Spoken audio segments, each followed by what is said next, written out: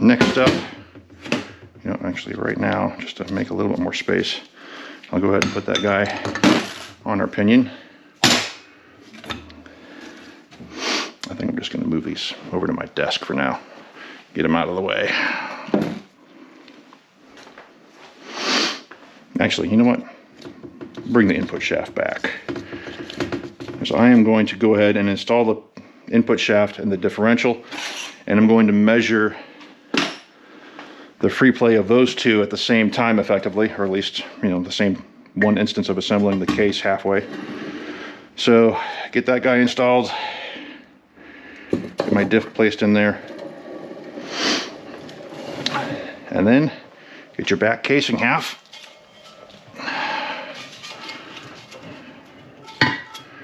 Install that. I'm going to run in some bolts.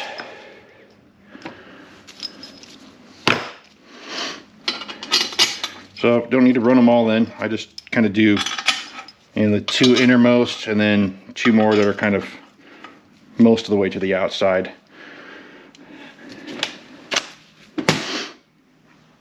And then I'll also run in a couple more on the bell housing side as well for doing the input shaft. So I'm not hammering on these super hard. Just doing partial trigger pulls on the impact here. I don't want to overdo it. And I'll just double check it by hand.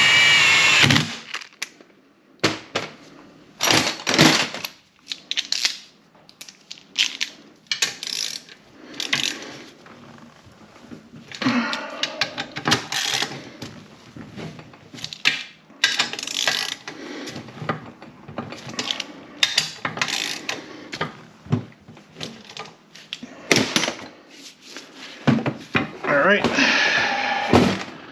set that down, run in a couple more bolts on the bell housing side of things.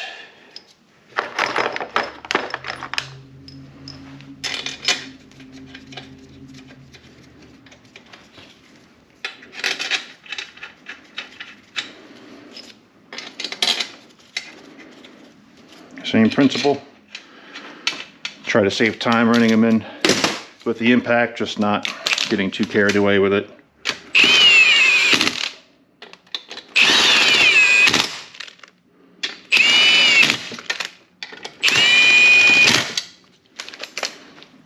And then do the final tightening by hand, just to make sure we're approximately where these need to be. Once you've done a lot of mechanic work in general, you kind of develop a feel for when a bolt has kind of reached the point where it really doesn't want to give that much more, and you just stop. Especially for something that is supposed to be extra tight. So we got our input shaft sticking out here. You can see all that play there. And the differential, I got the bolt that's in there that actually makes this job easier too for moving that in and out, because I can just grab onto it. And I got a dial indicator, which looks like last I used it, it was doing an input shaft, so we'll just do that first. This goofy little clamp I actually found on Amazon. Works pretty well for what I'm doing here. Try to get this guy right on the input shaft.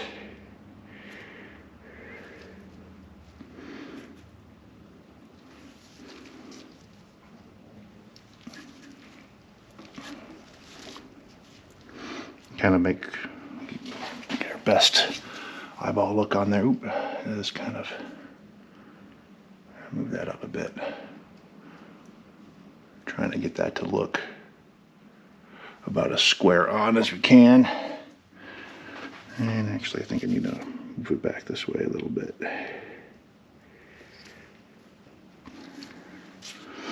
Okay, so that's on there.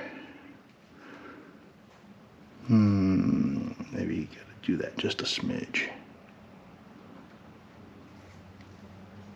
Alright. So I'm gonna zero this out. Oop, it moved on me.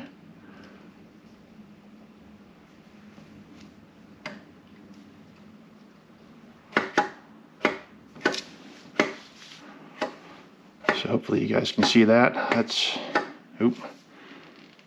Go back just a little bit.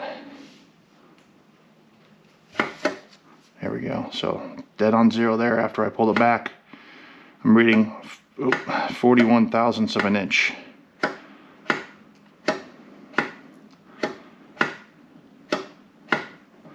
I do it a number of times just to make real sure, you know, that's my consistent reading, because it does seem to move around a little bit, but I feel pretty good calling that 41 thousandths.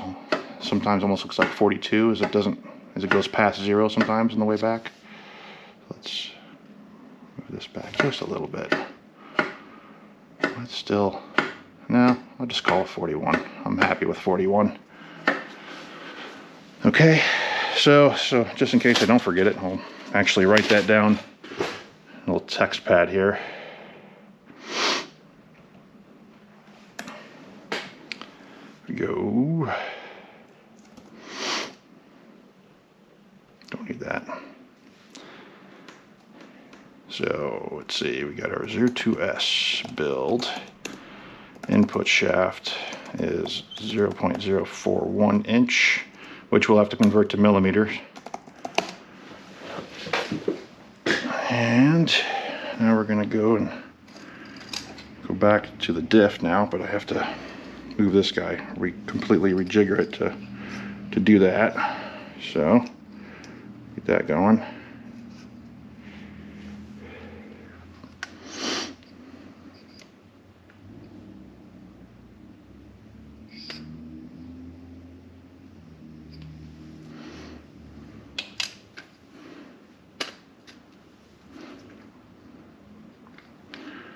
I just have this whole thing have to tilt a little bit.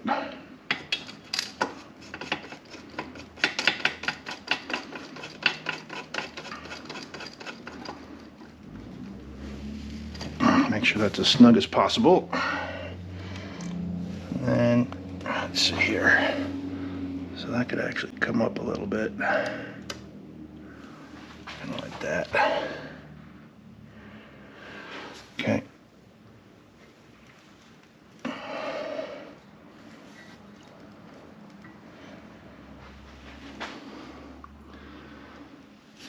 Pretty close as it is. Oop. Back that up a bit. Getting closer. So we're just about at 25 thousandths on the differential. Yeah, I feel pretty good calling that 25. Okay. Diff 0.025. And then next up will be the pinion shaft. So I get to take this all back down, install the pinion, and measure that. You don't need the back half of the casing for that, because all you're doing is installing the pinion with that bearing plate, tightening the nuts on the end of those studs to load up that bearing. And then, well, not even load it, but at least so everything's dimensionally where it's supposed to be. And then figure out what shim we need for that. So take this back apart, install the pinion, get going there, and then we have to take out 3 races again so we can install the right shim behind it, and then we do our double check.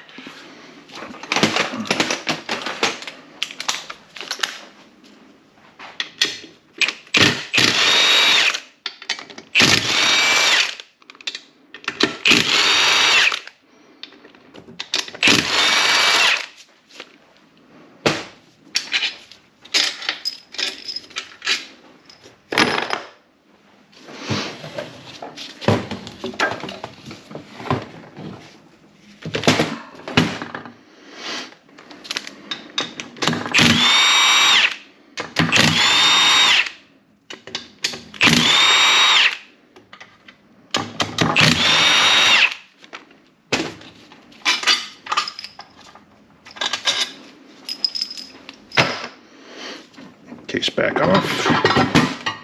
And actually, you know what, before I even do the pinion, since those 2 items, my diff and the input, are still in there, I'll actually go ahead and set those preloads right now, get the shims installed, then we can do our double check, and then we can move on to the pinion, which I could pretty much do a whole video on that all by itself. It's kind of ridiculous. All right, come on. So let's take these guys out, figure out what size we need, and go from there.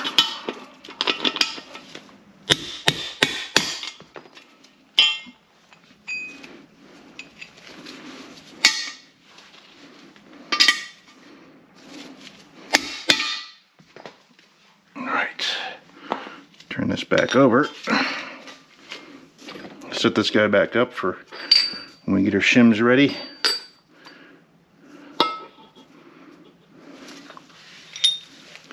I can leave those right there for now. Turn that guy.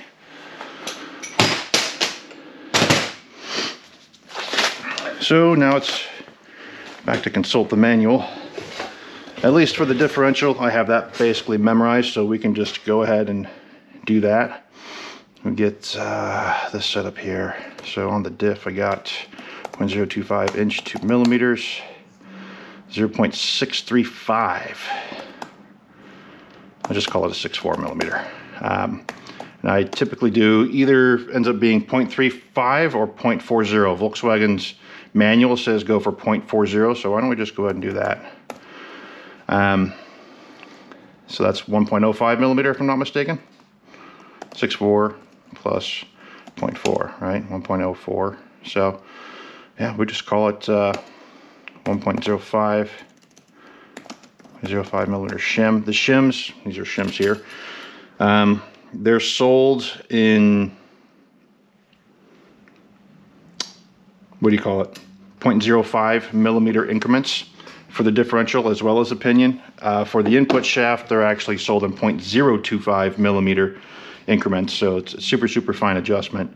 And for that one, we are going to have to consult, I think, the O2J repair manual. So let me go find that guy. This is actually all repair information I have downloaded from Volkswagen's Irwin website, so anybody can pay $35, get 24 hours access, and download any and all repair information that you need. You can save it to your hard drive and recall it later. Pretty good investment if you're working on these cars. So, and these PDFs are all hyperlinked too, which is kind of nice. So if we go to input shaft adjusting, I'll click on that. Scroll down here to the next page. It's kind of outlining using some extra special tools, a little different than what I did.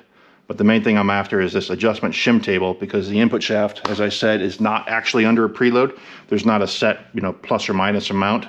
So you consult the table for the range of measurement that you measured, and then it'll tell you which thickness size shim you should have and what the corresponding part number is.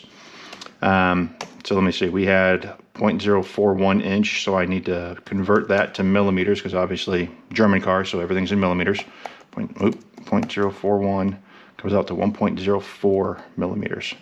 So just remember 1.04, and we'll scroll down here. 1.025 to 1.049 needs a 1.0 millimeter shim, 1.0 flat. So let's do this. Oops, I actually wrote this down in the wrong spot, didn't I? Here.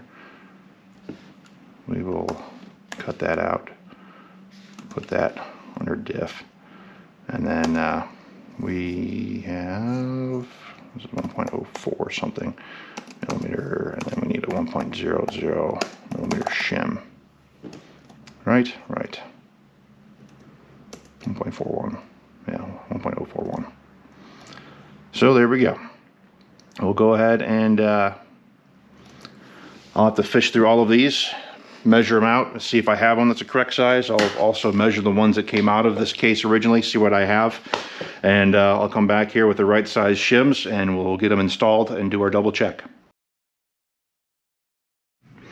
All right, looks like I found the two shims I need. So we got about, it doesn't quite measure 1.05, well, it does in spots, but that's fine with me, because it's 1.05 is technically slightly higher than what the measurement was anyway. So we'll run with that. And our one for the input shaft here was running 1.0 on the nose. These input shaft bearings, they sell these in increments of 0.025 millimeter. So they have twice as many, basically. There's a lot more increments for these than they are the other two, because these are sold in 0.05, so double that. They were that particular about getting the input shaft correct with just the right amount of free play, but not too much, kind of thing. So we're going to go ahead and get these installed, get our bearing races back in with the shims installed behind them, do our double check, in particular on the differential bearing, because that's the one that's actually under preload. Where it comes to the input shaft, we just want to make sure it spins very freely, and it should have the most minimal, barely detectable amount of movement in and out. So, I know these look very similar, but the internal diameter, and actually the width of the material here on the input shaft, is thinner than the one on the differential. That's the easy visual way to tell them apart. So, there's one for the input shaft going there, one for a differential here. Input shaft bearing race, diff bearing race, hammer time.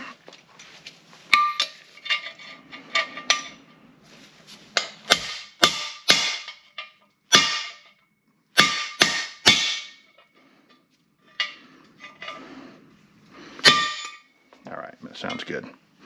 Sounds good, looks good, feels good. This one's already kind of a little crooked.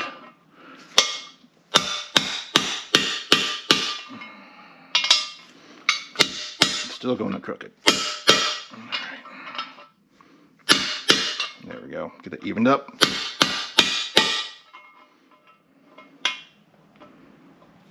Sounded good.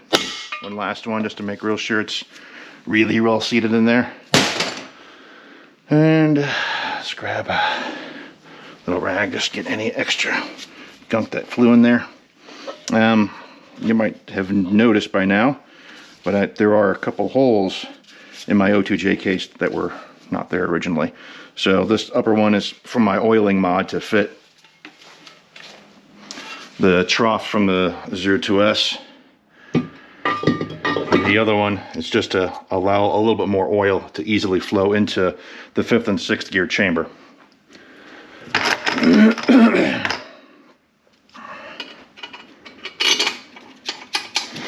So this is also another good reason why I install this bolt on this side of the differential. So not only has it helped me remove and reinstall the assembly into the case the couple of times I need to do it, but it's also something for me to put a torque wrench onto when doing this double check.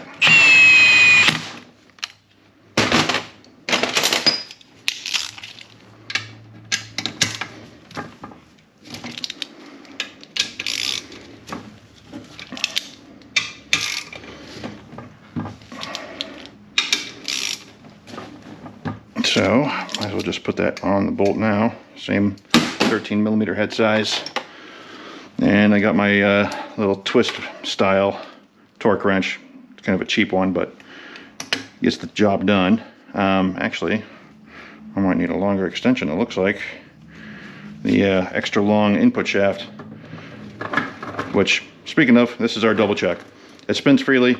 If I try to pull it up and down, I don't have this casing half bolted down, so it's not fully seated, but the most minimal amount of movement there that you can't even visually see. So that's exactly what that is supposed to be.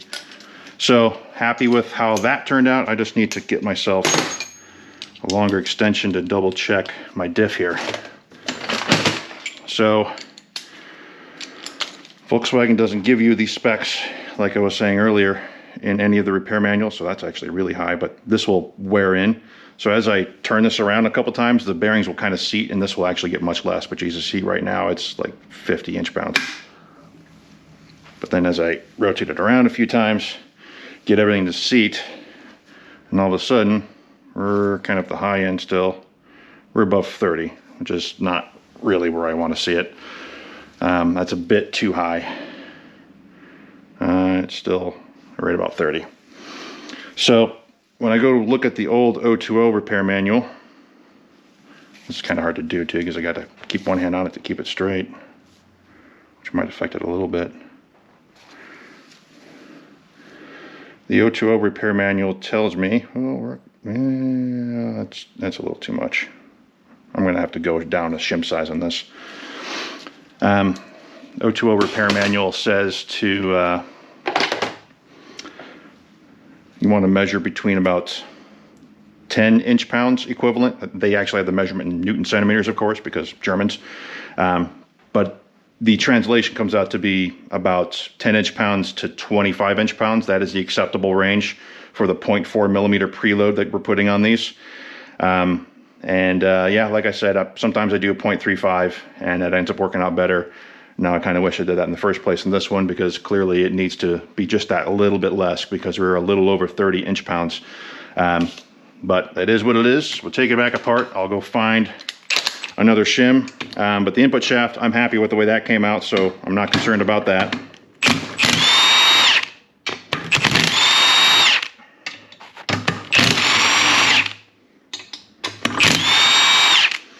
And then, yeah, sometimes you just got to do this a couple times until you get it right. And I'll sometimes end up doing the dang pinion shaft 3 times before it's right. So just the way these goes. But I'd way rather be confident with this double check that we're within the range that it really is supposed to be in. Not too much, not too little. So yeah, I'll go ahead and try and find another shim. Get it swapped back out with a different size and be back shortly. All right, looks like I have found my 1.0 millimeter shim instead of the 1.05, or it was kind of an in-between one the way I was measuring it, but this should take off just enough preload. Maybe it'll get us closer to 20 inch-pounds even,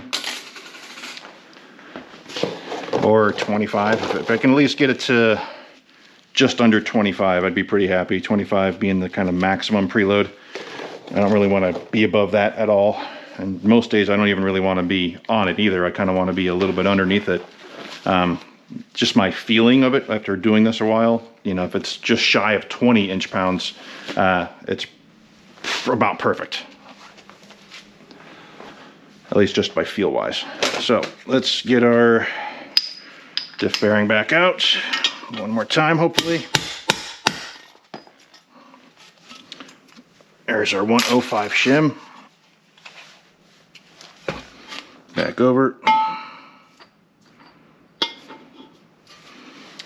And a 1.0 flat shim.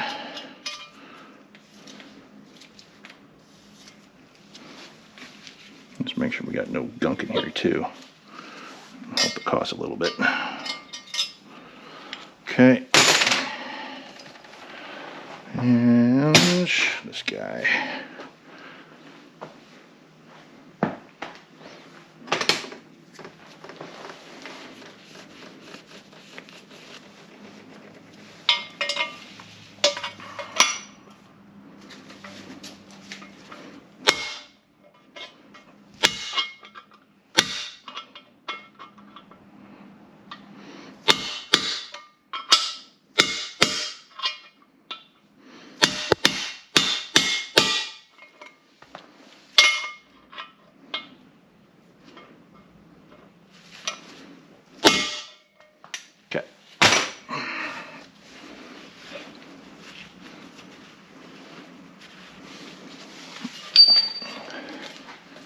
One more time.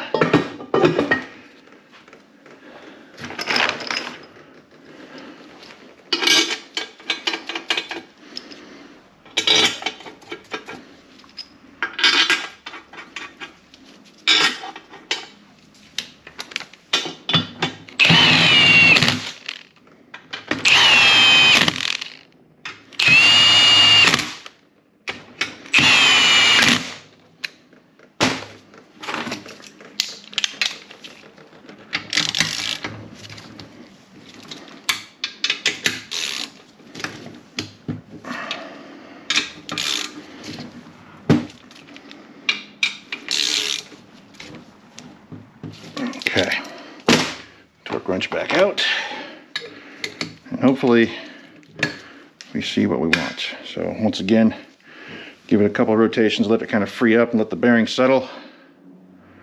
And now, see just how much it keeps, just to keep it moving. We're kind of in that middle, just below 25 it looks like. Yeah. And if I added a little bit of gear oil, that would probably free up even more. But yeah, we're just under 25. So let's roll with it. That looks good to me. Take it back apart, get started on the pinion.